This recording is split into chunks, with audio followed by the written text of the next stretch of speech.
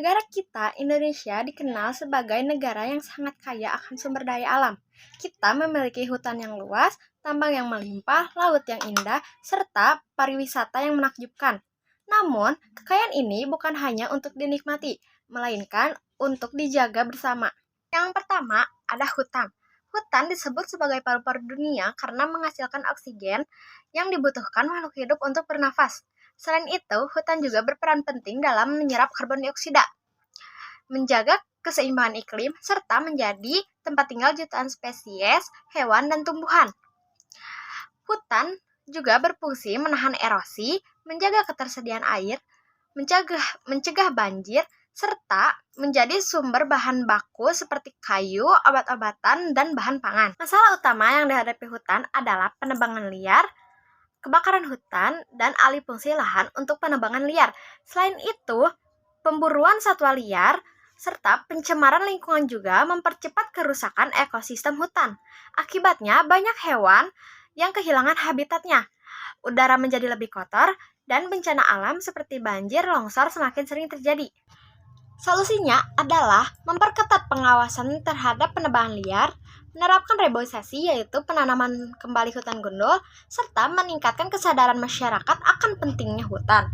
Pemerintah dan masyarakat perlu bekerja sama dalam melindungi kawasan konservasi dan menerapkan hukum secara tegas bagi perusak hutan.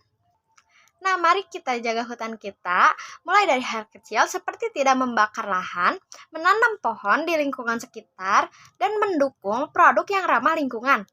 Hutan bukan hanya milik manusia saat ini, tetapi juga warisan untuk generasi mendatang. Yang kedua, ada tambang.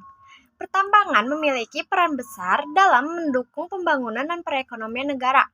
Hasil tambang seperti batu bara, minyak bumi, emas, tambang, dan nikel digunakan sebagai sumber energi, bahan industri, serta bahan baku teknologi.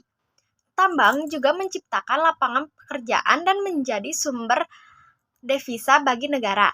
Sayangnya, kegiatan pertambangan sering menimbulkan masalah lingkungan, seperti kerusakan lahan, pencemaran air dan udara, serta hilangnya keanekaragaman hayati. Selain itu, banyak daerah tambang yang setelah dieksploitasi ditinggalkan begitu saja tanpa reklamasi. Konflik sosial juga sering terjadi karena ketimpangan ekonomi antara perusahaan pertambangan dan masyarakat sekitar.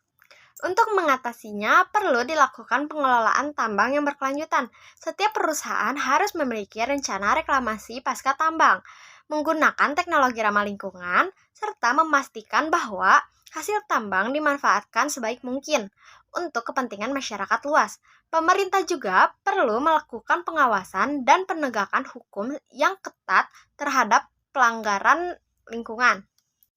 Mari kita dorong penggunaan sumber daya alam secara bijak. Kekayaan alam bukan hanya untuk dieksploitasi, tetapi juga dijaga agar dapat dinikmati oleh generasi berikutnya. Tambang yang dikelola dengan baik akan membawa kesejahteraan, bukan kerusakan. Yang ketiga, ada laut. Laut merupakan sumber kehidupan yang sangat besar. Laut menyediakan ikan dan hasil laut lainnya sebagai sumber pangan, menjadi jalur transportasi, dan juga berperan dalam mengatur suhu serta iklim bumi. Selain itu, laut juga menyimpan kekayaan sumber daya mineral dan energi seperti minyak bumi dan gas bumi. Masalah utama di laut yaitu pencemaran akibat limbah plastik, tumpahan minyak, penangkapan ikan secara berlebihan, serta perusakan ekosistem terumbu karang. Selain itu, pemanasan global menyebabkan naiknya permukaan air laut dan rusaknya ekosistem pesisir. Kita dapat mengatasi hal ini dengan mengurangi penggunaan plastik sekali pakai, menegakkan hukum terhadap pelaku pencemaran laut, serta mendukung kegiatan konservasi seperti penanaman mangrove dan perlindungan terumbu karang. Nelayan juga perlu diedukasi agar menangkap ikan dengan cara yang ramah lingkungan. Mari kita cintai laut kita seperti kita mencintai rumah sendiri. Jangan membuang sampah ke laut, kurangi plastik, dan dukung gerakan bersih pantai. Laut yang bersih dan lestari akan memberikan kehidupan bagi jutaan makhluk hidup dan kesejahteraan bagi manusia. Yang keempat, ada pariwisata. Pariwisata berperan penting dalam meningkatkan ekonomi masyarakat, memperkenalkan budaya lokal, serta membuka lapangan pekerjaan. Selain itu, pariwisata juga dapat menjadi sarana pendidikan dan rekreasi yang menumbuhkan rasa bangga terhadap kekayaan alam dan budaya bangsa. Namun, kegiatan pariwisata juga menimbulkan masalah seperti kerusakan lingkungan akibat sampah wisatawan, eksploitasi budaya lokal, kemacetan di daerah wisata, serta pembangunan yang tidak memperhatikan kelestarian alam. Solusinya adalah menerapkan konsep pariwisata berkelanjutan, yaitu pariwisata yang ramah lingkungan, memperdayakan masyarakat lokal, dan melestarikan budaya setempat. Pengelola wisata harus menyediakan fasilitas kebersihan, membatasi jumlah pengunjung di kawasan sensitif, serta mengedukasi wisatawan agar menjaga kebersihan dan sopan santun.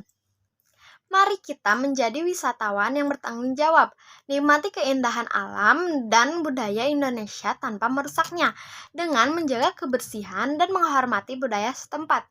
Kita ikut berperan dalam menjaga berkelanjutan pariwisata Indonesia, agar tetap indah dan bermanfaat. 4 hal tadi, hutan, tambang, laut, dan pariwisata adalah kekayaan luar biasa yang dimiliki bangsa kita. Namun, semua itu akan sia-sia jika kita tidak menjaganya.